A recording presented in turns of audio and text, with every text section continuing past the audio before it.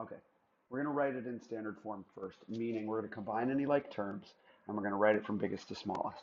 So I'm going to underline, for each one of these, I'm going to underline like terms. Um, for number 8, this is a like term with that.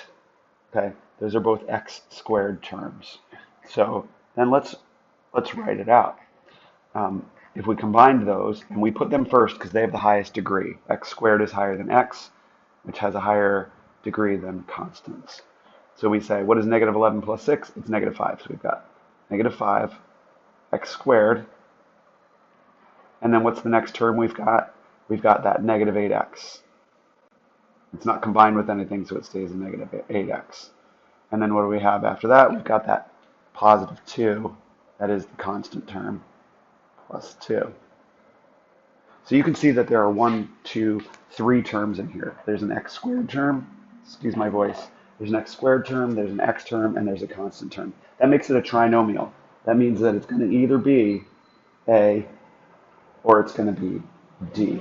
And then the next part, and this is a tricky one, you got to learn this. Cubic means to the third power, right? Cubic means to the third power. And this does not have an x to the third power term. So it can't be cubic, so it can't be b. Okay.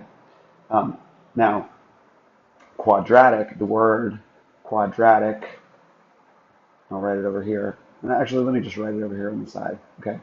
Um, Quadratic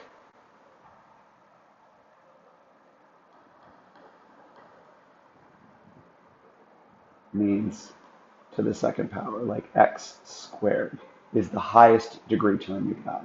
Cubic, something cubed is times itself 3 times, right? That would have as its highest term cubed, or whatever the variable is, cubed. Okay. Fourth degree, because you see that as an answer, that's like that. Fourth degree would be